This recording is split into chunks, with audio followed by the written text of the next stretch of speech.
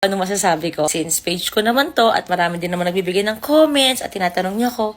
So, eto na siya. Guys, papasensyahan nyo na kasi may singaw ako. Kita nyo naman. So, hirap ako magsalita. Yung issue na yon ay itatry ko sa napagdaanan ko. Na alam ko naman iba dito ay napanood na. So, based on my experience to. Wala tayong background na alam kung kaya ba talaga ni Kuyang bumili ng mamahalin o ng mas mura. Pero, ito ay sa tingin ko lang. Kung ano kaya tingin ko kasi nga ito ay tinatry niya sa akin. Hindi po ako nagbabalik ng issue. Gusto ko lang agad i-share yung napagdaanan ko sa ex ko at sa present ko. Kung ano ba yung parang na-realize ko sa buhay. Sana walang mambash. Sobrang okay kami ngayon ng ex ko. Gusto ko lang mag-share sa inyo na experience ko.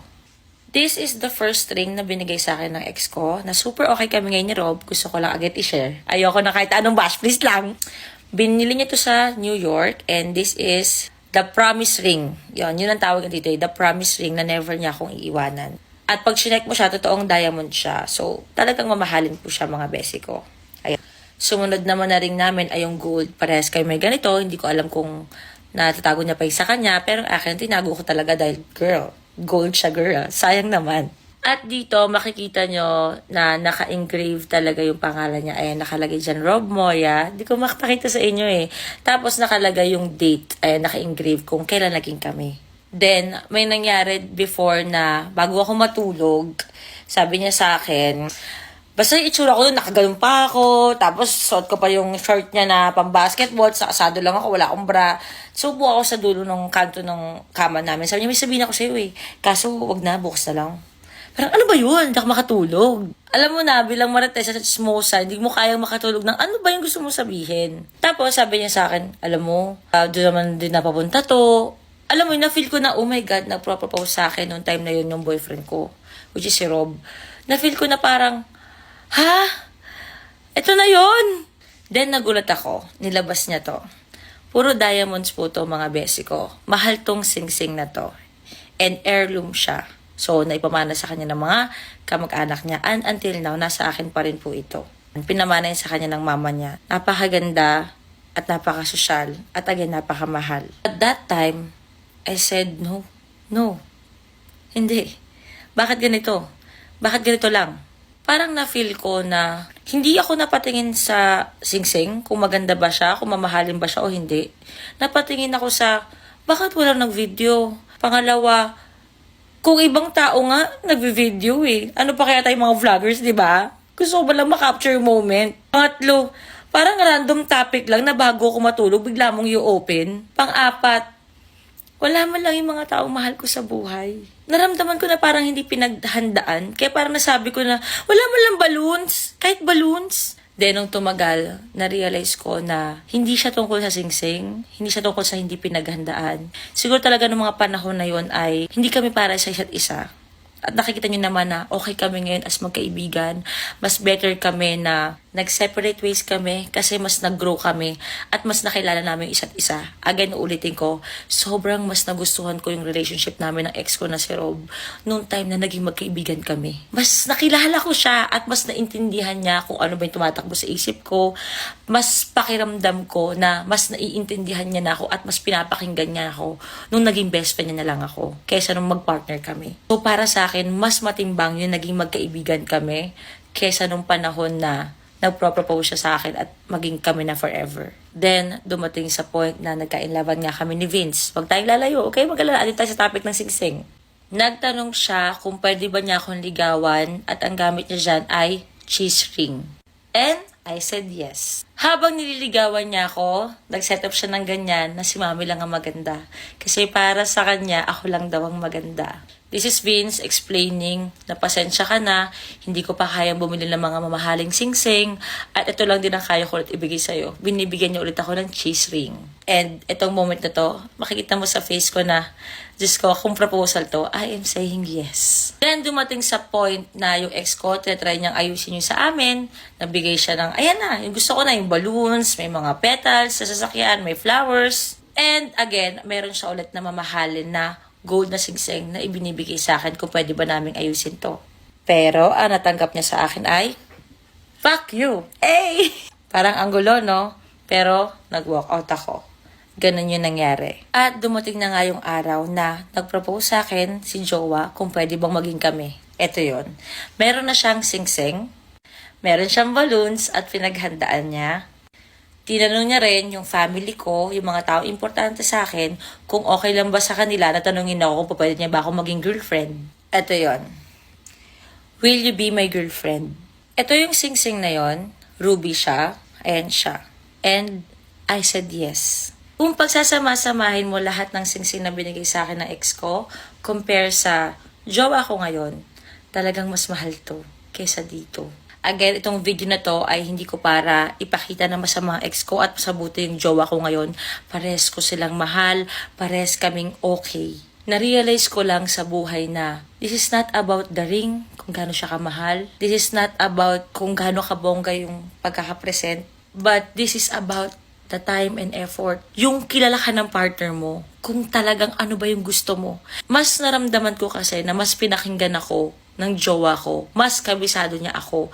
Alam niya na hindi importante sa akin ang singsing kung gaano kamahal. Hindi. Ang importante sa akin, yung nandun yung buong pamilya ko, na meron silang approval. Kasi ganun akong klaseng tao. Well, marami nagkasabi, baka naman kasi hindi kaya. So, iniisip niya, financial. Tayo mo nga, hindi ka mabilan. Ano para ba naman ang mag-engage kayo, bubuo kayo ng pamilya, hindi kaya. So, ang suggestion ko sa part na yan ay, bago kayo magkasal-kasalan, bago kayo mag-fiancé-fiancéyan, maging open kayo sa money nyo. And pinapractice namin talaga ni Vince na kung ano yung pera niya, ay pera ko din. Sa mga nakapanood ng videos na yan, si Vince lagi niyang na-explain, pasensya ka na, ito lang yung kaya ko. Kasi that time talaga, nung bumabawi pa rin siya ng pera niya, inuuna niya yung family niya kaysa ako. Which is, I am good with that. Ang nakikita ko sa kanya ay plano. Nakakakita ako ng sincerity. At nararamdaman ko na pinapafeel niya rin sa akin yun na medyo insecure siya na mas malaki ang pera ipinapasok ko kaysa sa kanya. Kaya grabe yung pressure niya talaga. As in, everyday, lagi niyan sinasabi sa akin na natatakot ako sa expectation mo sa akin. Hindi nag-work out yung sa amin ng ex ko, pero panghabang buhay ko itatago to. Dahil parte to ng buhay ko. Tsaka girl, mahal siya. Ayoko maging plastic. Ang pangit ng dating na parang pinagkumpara ko. But sa tingin ko, dito nyo mas maiintindihan kung saan ako nanggagaling. Kung bakit ganito yung opinion ko. Sa lahat ng lalaki dyan, guys, maniwala kayo, hindi siya dahil sa singsing. Hindi siya dahil sa singsing, promise. It's the time and effort na ibibigay niyo sa amin. Kung ma-feel ng babae na hindi mo pinaghandaan at bakit yan lang, ibig sabihin nun, matagal na siyang may hinanakit sa'yo. Matagal niya nang na-feel na I am not heard. Hindi niyo kami pinapakinggan. Anong taon na, anong petsa na hindi mo pa rin ako kabisado. Siguro sa post ng babae na ito lang ba talaga yung worth ko? Dapat ba ako mag-guilty? Hindi mo deserve mabash. Siguro kaya lang yung nangyari sa'yo, may pagkukulang ka. Ang may explain ng maayos, ng mas malalim kung bakit mo yung na-feel. Girl, ang luwag pa nga. Nandito pa siya sa gitna. Kung napafeel niya sa'yo na you are secured, meron tayong future, at naramdaman mong babae ka, syempre ang hinihingi niya ay kamay mo. Maglabas ng bata, day. Sirain ang katawan mo para dyan. Magsakripisyo. Pag na-feel mo na worth it siyang lalaki at naramdaman mo din kung anong worth mo sa kanya, hindi yun sa singsing. Dahil maniwala kayo sa akin, kahit bigyan ulit ako ni Vince ng cheese ring sa mismong araw na engagement namin, I swear, I will say yes. Pero kung isa kang babae na ginawa naman na lahat para sa'yo at ang tagal nyo na at tumingin ka lang talaga sa presyo ng singsing at alam mo namang kaya kanyang buhayin in the future at ang mga anak din nyo, then isa kang babae na hindi dapat bigyan ng singsing ever. Dahil materialistic ang tao. Ang dapat sa'yo, maghanap ka ng sugar daddy. Hindi. Okay, any insights po sa 299 na ring po? Usap-usapan lately. Okay, first of all, yung girl, syempre, may valid siya. Valid siya dun sa naramdaman niya. And on the surface, talagang yun yung una mong maiisip na parang ito lang ba talagang halaga ko sa'yo? Pero in anything kasi, I don't attack it as immediately right or wrong. Marami muna akong itatanong bago ko ma-formulate yung opinion ko. Katulad ng sa sitwasyon na to. Hindi natin alam kung ano yung reason ni Guy kung bakit yun lang yung binigay niya. Maaring yung top of mind nga natin is, ay wala siyang masyadong pahalaga para sa babae o di kaya sa marriage. Parang it's not a good sign. But you know, money habits are actually very contextual. There is a reason why you spend the way you spend. Katulad ng sa aming mag-asawa, mas kuripot ako kaysa sa kanya at dalayan ng pagpapalaki sa akin ng nanay ko na practical. And so sometimes pag nagtitipid ako, hindi siya sign na tinitipid kita. Kung hindi sign siya na gusto ko lang maging maayos sa ating pera dahil tayo rin naman ang malalagot kung hindi tayo magiging wais dito. I also have seen couples who have spent so much on engagement, on wedding, but actually did not plan for the life after that. Ang mga hindi nila naisip o napagplanuhan ay yung titirahan nila pagkatapos, paano sila mabubuhay for the next year, na wala ng suporta sa mga magulang nila. Yung iba umutang ng umutang para maging enggrande ang kanilang wedding at engagement. At ngayong kasal na sila, nagbabayad pa rin sila ng utang. Hindi ko maiaalis sa atin na syempre, no, yung special day natin gusto natin gawing special. But the engagement and the wedding is not the largest part of being together as a married couple. So yung opinion ko lang naman, mas dapat pinaghahandaan yung life after the wedding. So maigi talagang maitanong, saan ba nanggagaling yung lalaki? Was he being practical or was he really undervaluing his own spouse to be? Because alam nyo, tayo, iba-iba tayo ng mga pinaglalagyan natin ng pera. Yung feeling natin, ito worth it. Ito hindi worth it. Hindi tayo magkakapareho dyan eh. All I'm saying is that it could or could not signify na ito ang value niya para dun sa mapapangasawa niya. Pero may clue tayo na baka may mali din nga kasi bakit na-offend yung girl? Ibig sabihin ba nakikita ng girl na kaya mo naman ng more than $299 eh? And valid din yun kung nakikita niyang kuripot yung lalaki kasi panghabang buhay na niyang kasama yung kuripot na tao na to. May mga tao kasi na kuripot at nagiging practical, of course, no? Pero minsan too much naman. And you really have to prepare yourself na, ito yung klase ng taong makakasama ko habang buhay. May mga kilala kasi akong ganun eh, mabantay sa pera. Ako, mabantay ako sa pera. Pero over the years, nagbago na rin naman ako dahil parang naturuan din naman ako ng asawa ko na how to live more in faith than in fear. So, I think there are many ways to look at this problem. But I think what's important for the girl to know is if this act or decision symbolizes something deeper that she should look into. Kasi syempre, di ba, papakasal kayo for the rest of your life na yan. Or is it one of those things na wala lang naman pala? Parang the guy didn't really mean anything by it. It's just a money habit that could eventually change, na pwedeng pag-usapan. Pero tama si girl to pay attention to what she is feeling. Because you really have to investigate and think things deeply about, such things as like lifelong commitment. Well, I hope she gets to find out. Siguro lang, let's say, give it benefit of the doubt na ayaw gumastos ng lalaki kasi very practical siya. There are other ways kasi to communicate value to your spouse to be. Lalo na nagpa-propose ka, di ba? Parang you kind of like want to make that person feel na I'm ready to take on the rest of this life with you, no matter how hard or how mahal it takes.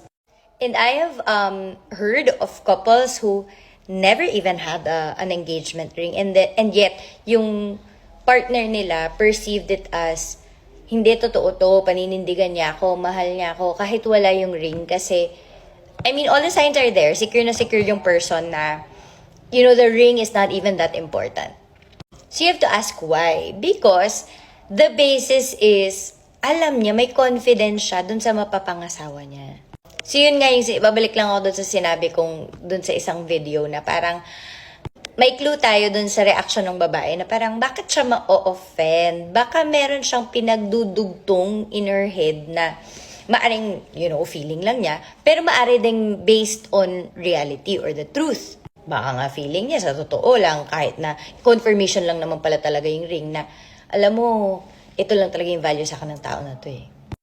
Pero again, babalik ako sa what if hindi lang talaga ma-strategy yung lalaki. Na parang ako, what would I have rather done kung wala naman akong pangbili ng ganun kamahal na ring?